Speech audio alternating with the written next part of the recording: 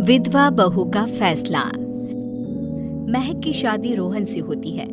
रोहन माँ बाप का इकलौता बेटा होता है, लेकिन फिर किसी कारण से रोहन की मौत हो जाती है। बेटा महक, तेरे आगे इतनी बड़ी जिंदगी है, फिर बच्चों की भी जिम्मेदारी। तू कोई काम कर ले। मैं तो कहती हूँ रोहन के ऑफिस में ही बात कर ले, शायद तेरे लिए कोई काम निकल आए। हाँ माँ जी, मैं भी यही सोच रही थी, लेकिन कैसे बात करूं, किससे बात करूं, कुछ समझ में नहीं आ रहा। अब वो क्या नाम था रोहन का जो दोस्त हुआ करता था, पहले तो बड़ा आता था हमारे घर। राकेश की बात कर रहे हैं? पर वो तो रोहन के बाद से कभी आया ही नहीं, पता नहीं कहाँ है वो। आया था, एक नहीं कई बार आया था, लेकिन मैंने बाहर से ही भेज दिया। घर के अंदर झांकता रहता था, मुझे ठीक नहीं लगा। अरे आपको तो पता नहीं क्या ठीक लगता है और क्या नहीं। उसका नंबर है मेरे पास, मैं आज ही फोन करती हूँ। सास राकेश को फोन लगाती है और शाम को घर आने का न्योता दे देती है। अरे आंटी, ओहो भाग्य हमारे कि आपने घर बुलाया। मैं तो कई बार आया, लास्ट टाइम तो अंकल से मुलाकात भी हो गई थी।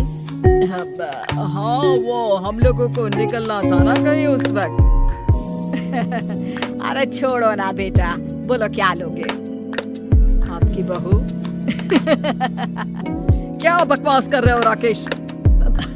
अरे मेरा मतलब ये है कि आपकी बहू कहाँ है? भाभी जी के हाथ की चाय की बस एक प्याली मिल जाती तो। महक चाय लेकर आती है, लेकिन वो जैसे ही राकेश की ओर देखती है, उसे राकेश पसंद नहीं आता। वो अंदर जाने को होती है कि अरे भाभी जी कहाँ जा रही है? बैठिए तो सबके साथ। जी नहीं, बच्चों को खाना खिला रही हूँ, आप माँ जी से बात करें ना। अंदर जाने के बाद सास कहती है, अरे बेटा राकेश, वो क्या है ना, वैसे तो तेरे अंकल जी की पेंशन आती है, साथ ही ऊपर 2 मंजिल मकान से किराया भी, तो हम लोगों का तो अच्छा चल जाता है। लेकिन महक, उनकी चिंता आप न करें आंटी, आदेश दें बस आप तो। देखो भाग्यवान, रहने दो, कोई बात नहीं, मैनेज हो जाएगा। अरे क्या मैनेज हो जाएगा अंकल, हमें भी बता दें। आप चुप रहिए जी। अब वो क्या है ना राकेश, तुझे तो पता है कि रोहन के 2 बच्चे हैं, उनकी पढ़ाई लिखाई का खर्चा बहुत है। हम ये चाह रहे थे कि रोहन के ऑफिस में महक को भी अगर कोई काम मिल जाता तो। क्यों नहीं आंटी जी, मैं हूं ना, मैं बात कर लेता हूँ। वैसे तो आप हाँ ही समझिए। महक भाभी को बोल देना कि कल तैयार रहें मेरे साथ ऑफिस चलने के लिए, मैं मालिकों से मिलवा दूंगा उन्हें। महक अंदर से सब सुन रही थी। अच्छा आंटी जी, तो चलता हूँ, कल आ जाऊंगा। अच्छा भाभी जी, तैयार रहिएगा कल। राकेश तो चला जाता है, लेकिन ससुर सास पर बरस पड़ते हैं। मुझे ये आदमी एक पैसे का पसंद नहीं है। तुम इसे बोल दो कि हमें कहीं नहीं करवानी बहू से कोई नौकरी। अरे क्यों नहीं करवानी? सारा पैसा मैं इसके बच्चे और इसी पर उड़ा दूंगी, तो मेरी बेटी को क्या दूंगी? जरूरत क्या है तुम्हारी बेटी को तुम्हारे पैसे की? अरे वो तो पहले ही बड़े पैसे वाले घर की बहू है। अपनी बहू की सोचो जो अब तुम्हारी बेटी जैसी है। बच्चे रोहन की आखिरी निशानी है। अरे अपना भाषण अपने पास रखो, सारा दिन घर पर बैठी रोटियां तोड़ेगी, तो काम करे ना कुछ बाहर जाकर। बहू सब सुन रही होती है। वो अगली सुबह बिना मन के तैयार तो हो जाती है, लेकिन जैसे ही राकेश आता है, क्या बात है भाभी जी, रेडी हैं? तो फिर चले डेट पर, मतलब इंटरव्यू पर। महक सामने आती है कि सामने ससुर जी खड़े होते हैं। हाँ महक बेटा, आओ चलते हैं, मैं भी चल रहा हूँ। ससुर को तैयार देखकर राकेश का चेहरा बन जाता है। अंकल जी, आप परेशान हो जाएंगे। अरे रहने दीजिए ना, धूप भी बहुत है। वैसे भी स्कूटर में तो 2 लोग ही बैठ सकते हैं ना। तो तुम चलो, मैं बहू के साथ अपनी कार से आ जाता हूँ। महक ससुर जी को देखकर खुश हो जाती है, उसे शांति हो जाती है। वो लोग रोहन के ऑफिस जाते हैं, जहाँ बॉस कहते हैं, नमस्ते अंकल। नमस्ते महक, कैसे हैं आप लोग? रोहन का सुनकर बहुत दुख हुआ अंकल, वैसे कैसे आना हुआ? बेटा, क्या हमारी बहू के लिए तुम्हारी ऑफिस में कोई काम मिल सकता है? हमने राकेश से इसी सिलसिले में तुमसे बात करने को कहा था। उसी के कहने पर हम दोनों तुमसे मिलने आए हैं। राकेश ने तो कोई बात नहीं की, ऊपर से उसने तो आज की छुट्टी ले रखी है, ऑफिस भी नहीं आया। बोल रहा था जरूरी काम से जाना है। महक और ससुर एक दूसरे को देखने लगते हैं। वैसे महक, क्या किया है आपने? I mean, इंग्लिश कैसी है आपकी? महक बॉस से अपनी पढ़ाई लिखाई और क्वालिफिकेशन के बारे में सब कुछ बताती है।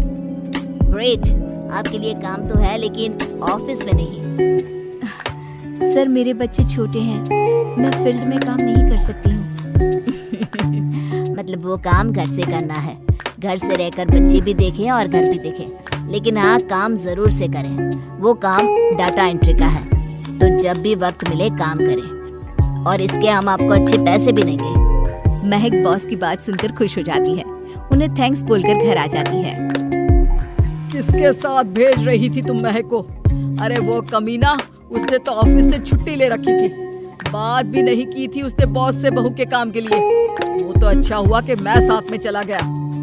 हाँ, ठीक है, नौकरी मिल गई ना, इतना ही काफी है। समय बीतता है और एक दिन फिर दरवाजे पर दस्तक होती है। घर पर कोई नहीं था। महक दरवाजा खोलती है, देखती है तो सामने है राकेश। नमस्ते भाभी जी। नमस्ते, घर पर कोई नहीं है, आप कल आइएगा। अरे अरे अरे, कैसी बात कर रही हैं भाभी जी, हम तो आपकी मदद के लिए आए हैं। वो क्या है ना, अंकल जी का फोन आया था कि आपको किसी मदद की जरूरत है। महक को आश्चर्य होता है कि उसके ससुर ने राकेश को फोन क्यों किया। वो ससुर जी को फोन करती है लेकिन फोन नहीं लगता।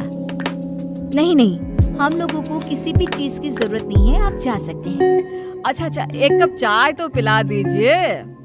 महक चाय लेकर आती है। चाय पीने के बाद, रोहन मेरा बहुत अच्छा दोस्त था। उसने मुझसे कहा था कि वो रहे ना रहे, उसके घर वालों का, खास करके आपका ख्याल मुझे ही रखना है। तो मैं कल फिर आऊंगा भाभी जी। नहीं, माता पिताजी है नहीं, वो 4-5 दिन बाद आएंगे। आप उन लोगों के आने के बाद ही आइएगा। मुझे ये सब ठीक नहीं लगता।